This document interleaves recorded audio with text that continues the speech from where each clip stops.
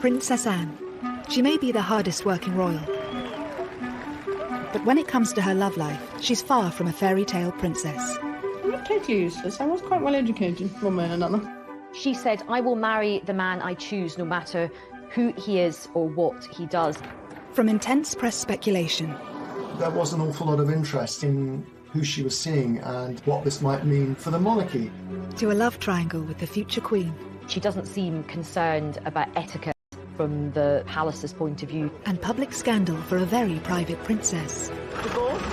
Very much. Never been mentioned. Mark was having an affair of his own. He fathered an illegitimate child. Tonight, royal experts and insiders reveal how Anne's 7 love affairs show us what she's really like. In many ways, Anne was a trailblazer. Why did she choose these men? By his account, she was lonely, and he provided that companionship. And despite lies, affairs and divorce... I have no comment to make on the news at all. How has Anne managed to keep her royal reputation intact? She is very shrewd. She knows how to keep information away from the press. Scandal, controversy, and romance. These are the loves of Anne's life.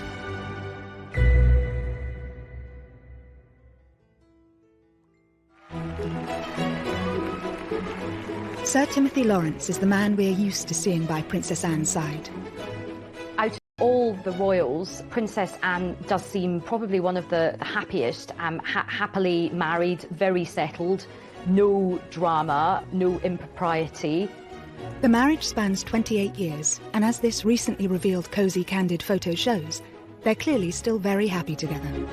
I think a lot of people think that she's always been married to the same person. Anne may be in a stable relationship now, but it's been a long journey to get there.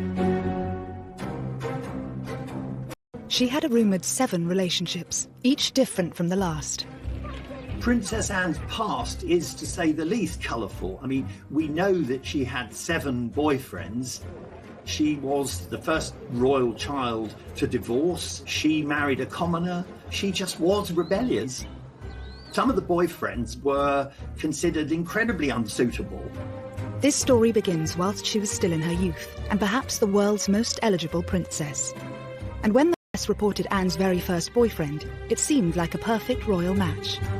Gerald Ward was a friend of the royal family, a great friend of Prince Charles. He was regarded as suitable, if you like, by the palace, educated at Eton. The family had land in Wiltshire. But at 12 years older than 18-year-old Anne, what was it about Gerald that really attracted her to him? He was drawn to a good rider, a good horseman. Her love for horses was almost all-consuming when she was young. Her father said once, if it doesn't fart and eat hay, she's not interested. They were spotted together shortly after Princess Anne finished her A-levels at boarding school. So this really puts her at, the age of 18, really quite young, feeling out these new relationships and kind of figuring out who she was. It's no surprise that her romance with Gerald fizzled out quickly. I think Anne felt she was being sort of pushed, slightly nudged towards this eminently suitable character. And I think she was very young. He was a good bit older. He was too tweedy. It was clear from early on that the young, strong-minded princess wasn't willing to let social expectations dictate her romantic life. Anne was always clear. She said, "I will marry the man I choose, no matter who he is or what he does." If you had not met a man whom you wanted to marry, do you think you would have married out of a sense of duty? No way. She'd led quite a sheltered life, and she needed to explore. She wanted to enjoy life. The romance was over quickly, but their connection didn't end there. Gerald marked the start of an unusual pattern Anne had with most of her ex-partners. Although their relationship did not last, she remained on very good terms with him, as did the rest of the family. Gerald actually ended up being one of Prince Harry's godparents.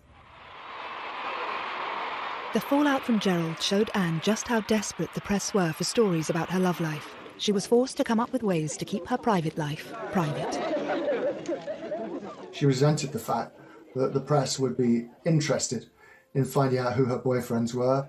It also led to this sort of rather difficult relationship that she's had with the media over the years. She often came across as rather prickly, short-tempered. Of course, it's Anne noted this struggle in a Parkinson interview, in typical comedic fashion. Do you ever regret what you say to them? I mean, the report that went around the world was you told one photographer to naff off, I think it was. Do you wish to retract your choice of words, or...? No. Well, there was several of them, actually. Telling the press to leave her alone didn't always work. They soon got wind of another love affair. As quickly as Anne had shrugged off Gerald Ward, she picked up boyfriend number 2, who, unlike Gerald, was certainly not a conventional royal escort. The things that Sandy Harper did, the way he behaved, the way he dressed, that it set off alarm bells throughout the establishment, because although he had this background which was vaguely acceptable, he dressed very much like a hippie. He had long hair, he wore, because she'd escaped the sort of Tweedy world, which was still core to the royal family. After the eminently suitable Gerald Ward, Sandy was a breath of fresh air for the rebellious princess. Not a military man or an aristocrat, but a professional polo player whom she met through her love of horses. They were seen out at the discotheques that were springing up all over London in the late 60s and early 70s. I think one of the most striking things about it is that after an evening out, it was often Princess Anne who drove them home afterwards. She liked men who were fun, and she liked to be amused and entertained, people who were prepared to take a bit of a risk in their private life. The relationship told the world that Anne wasn't prepared to play by the royal rules. She was not a conventional princess, which she wryly admitted herself in the famous Parkinson interview. I didn't really fit somehow the image that the media thought I ought to have. I think, princesses, as you come in sort of fairy story, that's what they are, and somehow I didn't fit. Luckily for the stuffier types at the palace, neither Sandy nor Anne saw a future in their wild romance. He was a bit of a self-confessed ladies' man. He did do an interview where he said, I take a lot of girls out and the relationships don't work out. I think probably that was the most exciting time of her life, in a way, but she knew it couldn't last. So she knew it was almost like she was being allowed to play for a while before the serious business of being a grown-up royal had to begin. By age 20, speculation about Anne's love life was rife, and when rumoured boyfriend number 3 hit the headlines, it seemed Anne was open to becoming a grown-up royal.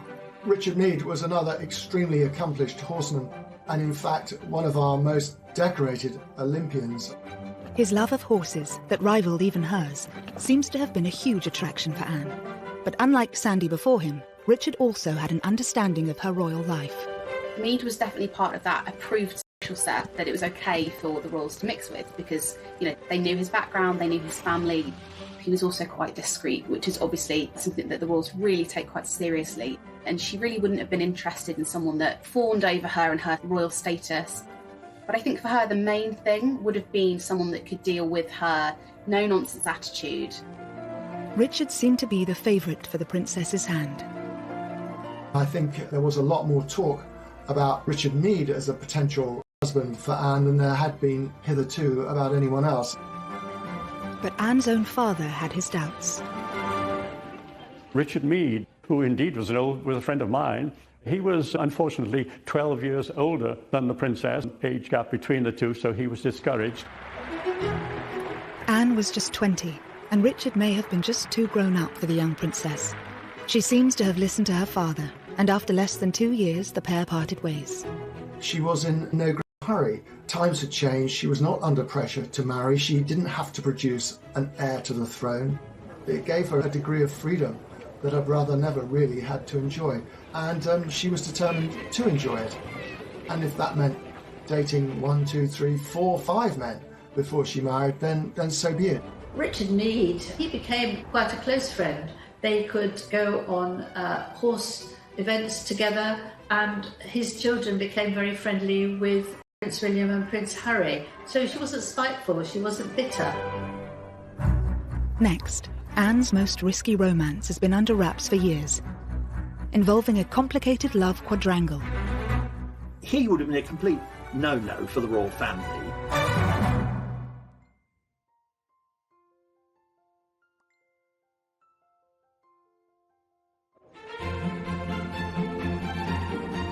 The story of Anne's most controversial relationship that sent shockwaves through the royal circle remains largely untold. By age 20, Anne had met rumoured boyfriend number 4. Andrew Parker Bowles, I think, was a serious contender, a very distinguished army officer as well, and a very great favourite of the Queen. And his relationship with the royal family goes back so far, he was actually in the procession at the Queen's coronation. I think she was very intrigued by him. He was a very suave, sophisticated figure, much more experienced in the ways of the world than the men she'd hitherto been dating. But there was one slight problem. Anne wasn't the only woman Andrew was seducing. The name is familiar, of course, because he was dating a young woman called Camilla Shand, who became Camilla Parker Bowles and is now, of course, the wife of the Prince of Wales. But he was also seeing a lot of other women in his spare time. It was thought that when he cheated on Camilla with Princess Anne, that Camilla decided to get a bit of revenge, and that was when she actually started up her own relationship with Prince Charles. Thus began Anne's best-kept secret, a rumoured royal quadrangle involving the Queen's 2 eldest children. The relationship shows that for the determined, forthright Anne, there was to be no settling in her pursuit of happiness, even for the sake of appearances. There's very much a sense of, well, if a guy can do it, why can't I with Princess Anne? She saw in Andrew Parker Bowles someone who was slightly dangerous, if you like, but also great fun. And I think it showed there was an element of that life, and to see where that might lead her. This risky romance did not sit well with the palace, and perhaps, as with previous lovers, this was also part of the appeal. So I think even at this very early stage in Anne's life, we can really see her strong character coming through. She doesn't seem concerned about etiquette. From the palace's point of view, she's quite interested in men who are a bit different, who have got a little bit of a reputation. He would have been a complete no-no for the royal family. Apart from the promiscuity, the big issue with Andrew Parker Bowles was that he was a Catholic. This is one detail that Anne would have to consider. For the pair to marry, Anne would likely have to withdraw from the line of succession. Princess Anne was never going to try and break that particular rule, but that worked in her favour in a sense because she wanted to have fun without the pressure to turn that fun into a sort of formal relationship or even marriage. As scandalous as the relationship may have been, once again, the notoriously private princess miraculously kept it under wraps from the public. When she and Charles would go to breakfast, they would voraciously scan the paper for any of the little tidbits that the papers had published about them. They wanted to know what they'd figured out. You know, had that relationship been kept secret? I think this revelation really has come about because of the Netflix show, The Crown. And I think a lot of people were quite shocked. I think a lot of people had to check on Google if this was actually true. How do you know all this? Because I was briefly caught up in it myself. Wait a minute. When? Then, in the past, it doesn't matter. It was all very straightforward. He got what he wanted, which was to make Camilla jealous. I got what I wanted, which was a bit of fun. Fun? Yes, sorry, Mummy, it was. The private conversations can still only be imagined, but the story of this extraordinary relationship was a revelation to most. She really was besotted with Andrew Parker Bowles. I think after a couple of years of Anne really chasing him, she realised that, you know, he was only really going to make her unhappy. The press were getting more interested, and of course the long shadow cast by his Catholicism and his promiscuity. It's understood when Andrew was posted to Germany, it firmly put an end to things. But despite their complicated past, Anne has kept this ex especially close. Andrew is a godfather to Zara. He's remained a firm friend of Princess Anne's for the best part of 50 years. So no, I don't think there was any ill will on Anne's part towards his marriage for Camilla. After the dangerous liaison with Andrew, Anne once again sought out a quieter, less colourful partner, and again she chose one. He was a member of the Queen's Dragoons, of course, you know, another dashing cavalryman.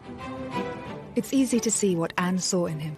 Another gold medal winning equestrian, a military man whose father worked for the royals, and no controversial reputation. Maybe she was looking for somebody who just made her feel safe and secure, reassured, a calm relationship where she knew that the gentleman was really interested. her, because actually Andrew, having been quite the ladies' man, maybe didn't give her that stability. After the other difficult relationship she'd had, he must have seemed a godsend. They quickly hit it off, and then they were both at the 1972 Olympics. That's where the relationship really blossomed. Mark was different to Anne's previous boyfriends. He was a quiet character. Because we know she's very much like her father, who is quite a controlling character, Mark must have seemed a big improvement on people like Gerald Ward. The relationship would have been the man in the driving seat. With Mark, it was different. He was quite shy. Royal biographer Brian Hoey has first-hand experience having met and interviewed Mark and Anne. The princess took control of the interview, and I've known him ever since, and he's a pretty good guy, and you get him talking privately, and he is very, very articulate, but he's not brilliant if you get him, speaking publicly in television. When you were a teenager, did you have any idea of the sort of girl that you would like to marry? No, no, I didn't. I wasn't very clever with girls, I don't think, when I was a teenager. I definitely was a bit not very good. Not very successful, should I say. After the princess's previous boyfriends, who enjoyed the limelight and matched strength, Mark seemed happy for Anne to take the lead. His background was very different to her. He was a commoner, he was the son of a sausage maker. He didn't really have the airs and graces of somebody who had grown up around royal circles, that confidence. Anne appeared to welcome this break from her usual aristocratic type. The new romance was quickly blossoming and, of course, instantly captured the attention of the world's media. Princess Anne was terrified. I don't think that's putting it too strongly, that her relationship with Mark Phillips would be discovered, would be exposed, would be written about in detail. And I think the reason for that was that she knew that he was the one. To avoid being discovered, she even admitted to hiding in Mark's horse box, with her typically dry humour. It was an enjoyable experience being in a horse box, man. Well, I've been a much better driver of horses than ever since. You have. That's a consideration. She was always quite happy to lie. Strain keeping it secret and indeed keeping it away from people like ourselves. But I think it has, yes, it became rather a strain in the end. But the press finally got their story. The long months of rumour, speculation and denial were over. The Easter engagement was now public knowledge. Mark Phillips was the man who had finally tied down the Queen's only daughter. The royal family were thrilled at the engagement, so much so that the Queen Mother said that they were the perfect couple. 6 months later, on the 14th of November 1973, Anne became the first of Queen Elizabeth's 4 children to wed. The moment we've all been waiting for, and how lovely she looks. It was a spectacular at Westminster Abbey. These pre-internet days, still something like 500 million people plus watched the wedding. So inevitably it started off with enormous enthusiasm. They faced this great aisle and the congregation. All eyes were upon this couple. Both Anne and Mark were hugely private, but they instantly became one of the world's most famous couples. He was beginning a public life which he hadn't really countenanced for himself. But he sort of reconciled himself to the fact that he was marrying a woman he loved and he would just have to make the best of it. Such was their desire for privacy and normality. When Mark was offered an earldom from the Queen, he turned it down, as the newlyweds wanted their children to be freed from royal constraints. Early married life appeared idyllic from the outside. The Queen, as a wedding present, had given Anne Gatcombe Park, this magnificent house in Gloucestershire. I saw quite a lot of Anne and Mark during their early days of marriage. I thought they were perfectly suited. Apart from being a loving couple, they were good friends. Anne continued her riding career alongside her royal duties. 4 years after the wedding, their first child, Peter, was welcomed into the family. But within a couple of years of Peter's birth, cracks were already beginning to show in the marriage. Both of them had left the world of show to devote herself to royal duties. I think they were very much in love, but he was in love with Anne, who was a horsewoman who shared his passion for riding. I don't really think he gave much thought to the other side of Princess Anne, someone who had a full public life as a royal princess and where that meant he was going to fit in. Mark's ability to look past Anne's royal status seemed to have been an appeal for them both, but he now faced the reality of her role. Mark openly described public appearances with Anne as pure torture. He quickly absented himself from that. He didn't really want to become Anne's +1 on all her trips. It wasn't long before the clearly uneasy balance of power seemed to have caused a divide in the relationship. Perhaps when they got together they were a better match, and as time went on and Anne grew in confidence and involved, perhaps she just outgrew him. I think after time, Mark wasn't really accepted by the rest of the family. They thought he was rather dull and he could only talk about horses. Rather cruelly, it's said that Prince Charles used to call him foggy, in the sense that he was a bit wet and a bit thick. Soon the strains in the relationship would become impossible to hide. And as they say, one thing led to another. And he said that they began an affair.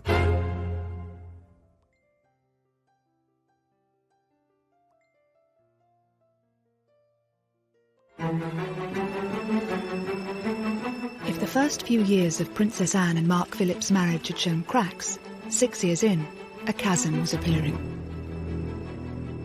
As Mark diverged from his main equestrian career into creating his own business, making horses and jumps, and Anne, of course, was committed to the royal schedule and diary, it seemed very much that they spent a lot of time apart. It was also beginning to be noted that Anne seemed to have grown very close to one of her bodyguards. 32-year-old Royal Protection Officer Peter Cross was a married father of 2 from Sheffield. His background, plain, northern, brought up in South Yorkshire, completely different from that of the princess, but I don't think that mattered that much. A strong action man, Cross was very unlike Mark Phillips, with whom Anne appeared to be growing tired. He was amenable, he wasn't a dominating kind of character. And what she was really looking for, she found in Peter Cross, who would have seemed exotic to her with his background. By his account, she was lonely. Phillips was, they say, one thing led to another. And he said that they began an affair. They would chat a lot on the back stairs of Dackham House. And Mr. Cross explains it, that they were sitting there one day chatting, and he looked into her eyes and she looked into his eyes, and they clasped hands and they kissed. Photographs of Peter Cross and Anne from his time as her protection officer hint at their close relationship. Cross and Princess Anne do seem incredibly comfortable in each other's company, overly familiar for the role they were in. You do get the impression that Anne was enjoying that attention, but also Cross was really quite distracted. He doesn't look like somebody who's there to protect her from a potential threat. He looks lost in the moment. He began to dress rather like the sort of tweedy, horsey people that Anne surrounded herself with. He wore tweed caps, moleskin trousers. He began to look the part, and so the rumour mill began to work. When it was suspected that they were having an affair, Peter Cross got removed from his position and sent away. And there's an interesting scene in The Crown where Anne and her mother have a conversation about it. You can't. Here's the one thing that makes me happy. You have so much to make you happy. Then how come none of it does? Of course, this drama surrounding the romance is imagined, but experts think it still had a big effect on Anne. He was obviously quite important to her at a time when her emotions were quite high. But allegedly, Anne wasn't about to give up on Cross that easily. Summoning him to Gatcombe Park after his dismissal, a day in the country became code for them meeting up. It is said that they still met from time to time, and that Anne had a code word so that people wouldn't know it was her when she was telephoning, and if she would say it was Mrs. Wallace. Was this, we all wondered, a reference to Wallis Simpson, another rather notorious figure linked to past royal misbehaviour? What's quite interesting is that she's quite defiant about this relationship as well. She is a rebel, she isn't going to play by the rules, and even though he's been sent away, she still wants to see him, and she does. Peter Cross maintains he stayed in touch with Anne for several years, And whilst Anne chose not to comment on these allegations publicly, she and Mark were forced to address questions about the state of their marriage during that revealing interview with Michael Parkinson for Network 10 in 1983. When Parkinson asks about the rumours, you see Princess Anne flinch ever so slightly. That suggests that she was afraid of what's coming.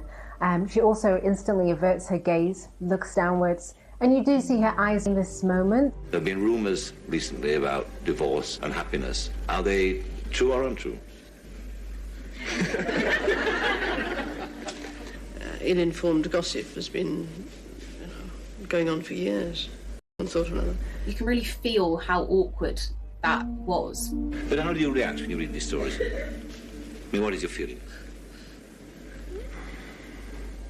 There was much of a pause before either she or Mark gave comment in response to that question. It's a difficult question to answer, and that it depends. There's a moment where he starts speaking, you can sort of see her swallowing and just looking visibly uncomfortable. I think to a large extent you ignore them. I think, but then if they start to persist and go on and on and on, then it starts to become a bit trying, and you eventually feel that... He really didn't need to say anything. She'd left it in a good place, but then he comes in, he responds with that nervousness, and in explaining himself actually just makes them look guilty of hiding something, and essentially kind of undoes what she says. The body language between them was absolutely terrible. They did not look like they even liked each other, let alone happily married together. After keeping quiet about the alleged affair at the time, in 1985, Peter Cross sold his story to the News of the World. He blurted out all the details of their intimacy and their closeness, and the fact that she had taken a real shine to him. I interviewed Mark Phillips, and this was shortly after the scandal. He said, "Policeman, don't talk to me about bloody policemen." She didn't like the idea that this relationship between his wife and a lowly policeman had been splashed all over the newspapers. Anne would have been mortified to have heard these stories shared about herself, whether they were true or not. You know, we only have Peter Cross's word for all of this. Anne has never uttered a scintilla of comment about it or not. Anne's ability to remain tight-lipped about her private life may be one of the reasons why she escaped this scandal pretty much unscathed. I think Anne didn't get a huge negative response from the public was because she didn't say anything. She didn't confirm it. She didn't deny it. She just got on with her daily life. She just didn't feel the need to actually address it because it was her private life that the public were not entitled to know about. I think the public's view was that this is just scandalous muckraking, and they were prepared to give the benefit of the doubt. Another reason Anne's reputation remained largely intact following these revelations was with Lady Diana. Once Diana arrived, Princess Anne was out of the picture. Here is this young, glamorous, shy, extraordinary young woman who we imagine was going to marry the heir to the throne after a very long time. It probably quite suited Anne in many ways that there was somebody to sort of deflect attention away from her.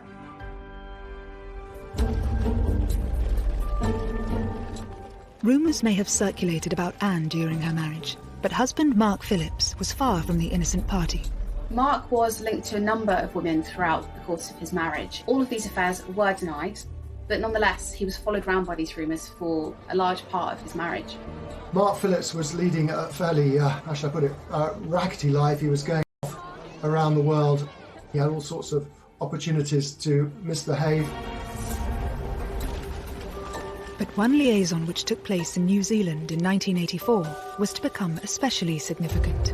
Mark Phillips had an affair with an art teacher called Heather Tonkin in Auckland, and he met her at a riding clinic and took a shine to her, and they had a one-night stand.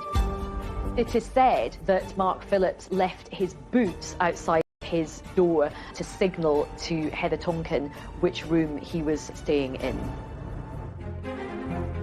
This fling had serious consequences. Heather had fallen pregnant with Mark Phillips' secret love child. He tried to persuade her to have an abortion, which she wouldn't have, and then he denied that he was the daughter's father. It really was a huge potential scandal that the princess's husband had got this child on the other side of the world. But it would be another 7 years before this news broke. The Daily Express revealed home footage of Heather with their daughter appearing a world away from her royal relatives. First, a 1989 theft exposing another secret would push the marriage even closer to breaking point. Anne was having an affair while still married. He had echoes of the sort of practical action man that she'd found in Peter Cross, and I think that was very appealing.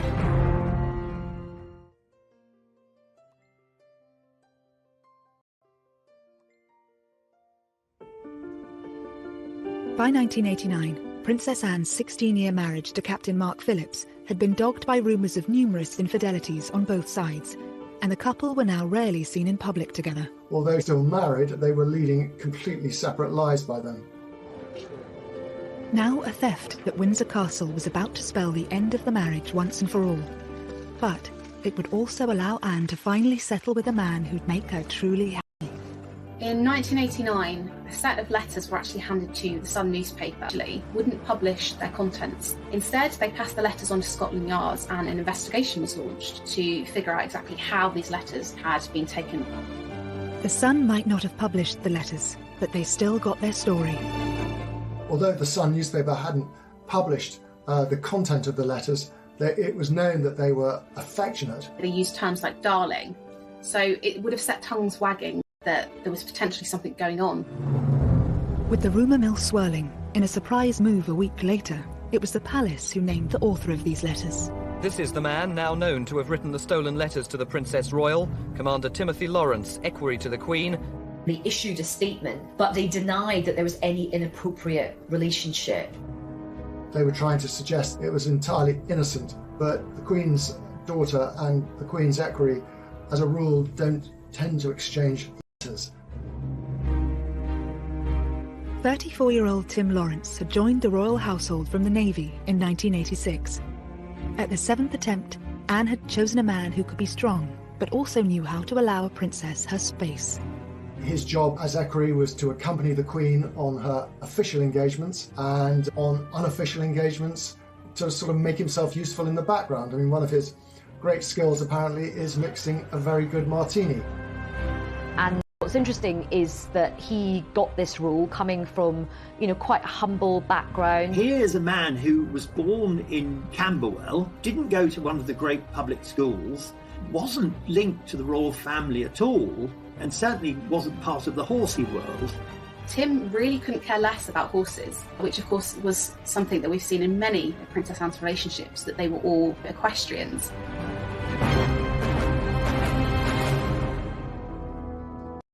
During his time as equerry, Bachelor Tim had become a great favourite of the Queen and Prince Philip. And obviously, though no one knew it, the Princess Royal herself. But why had Anne fallen for a royal attendant 5 years her junior? Equerries are chosen as much for their charm and their ability to get on with the royals as they are for any other military disciplines they might have. So in many ways, it kind of came as no surprise that Anne should be attracted to a man like Tim Lawrence.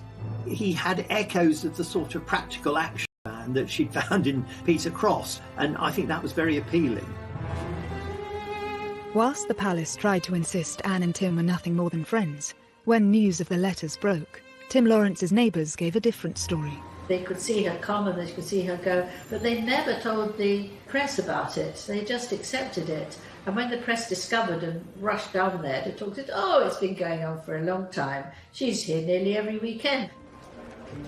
Anne was having an affair whilst not willing to let life pass her by without the support of a loving partner or the joy that comes with having a relationship. She doesn't let societal norms or even royal protocol hold her back. And she's quite modern from that point of view. She's quite sort of forward. The couple's secret was out, and while the Queen apparently gave Tim her full support, Philip was rumoured to be less than happy about his employee's betrayal. And he wasn't the only one. Anne was still married to Captain Mark Phillips. Not one to miss a story, reporters dashed up to Mark and asked him about these letters and what he thought. He found it very embarrassing for him and possibly even humiliating because he wasn't aware of what was going on. While the letter thief was never caught, this revelation sealed the fate of Anne and Mark's marriage, and just months later, in August 1989, they separated. But once again, Anne's reputation emerged intact. It was by then no secret that her marriage to Mark Phillips was not happy, that they were largely staying together for the sake of Peter and Zara. And so I think the public kind of saw this when all these details came out and thought, you know what? We can't blame her for wanting to have a bit of happiness. Tim Lawrence wasn't married to someone else. He didn't have a past. He was such a solid character that it didn't have all the elements of scandal that the papers need. And so I think Anne got away with it. At the time, Anne was adamant there would be no divorce. Divorce? Very much. Never been mentioned by anybody. But this all changed in 1991, when news of Mark Phillips' love child finally emerged in the Daily Express, accompanied by intimate home footage of Heather and their daughter Felicity, revealing their modest lifestyle.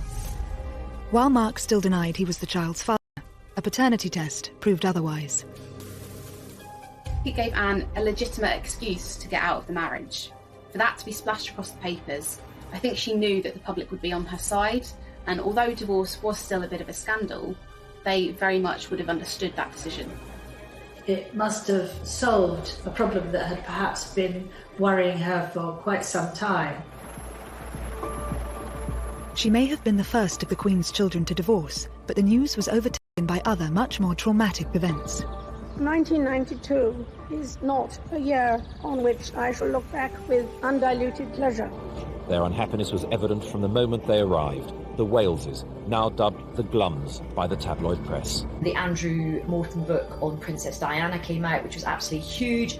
While the royal couple continued to appear in public with their children, the first of a series of Fergie having her toes sucked, which everybody just went nuts about. It turned out to be an annus horribilis.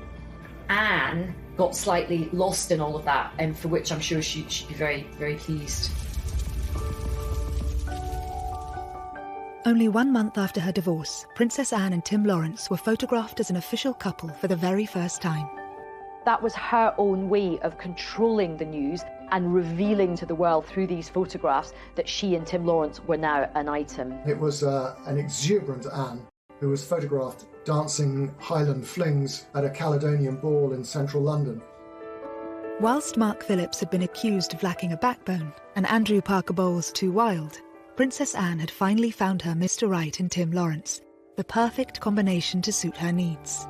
I think he's the sort of man that Princess Anne was looking for, actually. You know, stable, thorough, reliable, honourable, who would let her take the royal position. And he was there, but he didn't seem to be somebody who would be walking way behind, uninvolved and feeling neglected. Tim and Anne were married by the end of the year, and this intimate footage of their wedding, captured by a small film crew, reveals the day was a basic affair, in stark contrast to the pomp and ceremony of her grand nuptials 19 years earlier. It was, on the Princess Royal's insistence, a private family occasion at Crathy Church today, a church just outside Balmoral Castle, and one she's been going to since she was a small child. The Princess and Tim went to Scotland to get married because at that time the Church of England refused to marry divorcees again in church, and she wanted to get married in church. She would have preferred it, of course, if there hadn't been a single photographer there. I was up there for it. I mean, at the Times, it was characterised as being rather joyless. I think that was largely because of the time of year, the weather, and the number of guests, in contrast to her grand wedding at Westminster Abbey all those years earlier. But I think that's very unfair. It was the wedding that the two of them wanted. I do think Princess Anne has found her true love. She looked genuinely happy. Some people said they hadn't seen her look as happy for years and years. At 28 years and counting, Anne now has the second longest running marriage in the royal family. Although her love life has courted controversy at times, she can also boast an unblemished public image. Anne has been shaped by each and every one of her 7 relationships, all of them influencing the Princess Royal we know today. I think they show us, in a sense, Anne's journey from this innocent, willful, slightly rebellious girl to the very solid, dutiful woman we have now. Because they were, in a sense, mistakes from which she learned. She's come to quite a strong conclusion about what works for her. She did seek out the sort of love that she wanted, despite many of the constraints that were on her from a young age. I think she's a bit of a beacon for modernity and modern marriages and modern relationships today.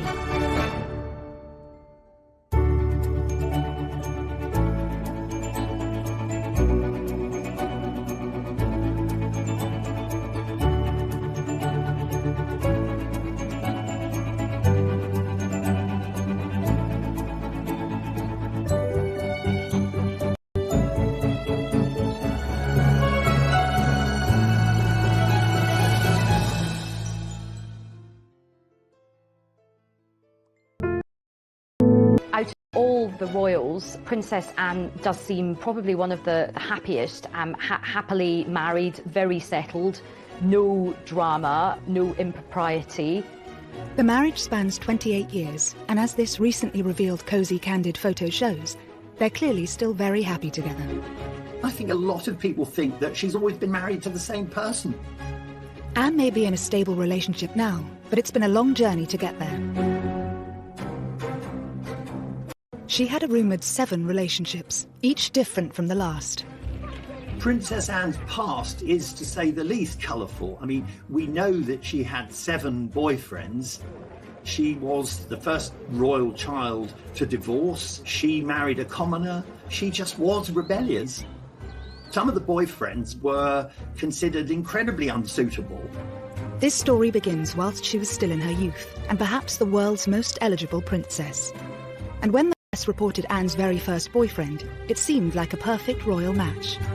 Gerald Ward was a friend of the royal family, a great friend of Prince Charles. He was regarded as suitable, if you like, by the palace, educated at Eton.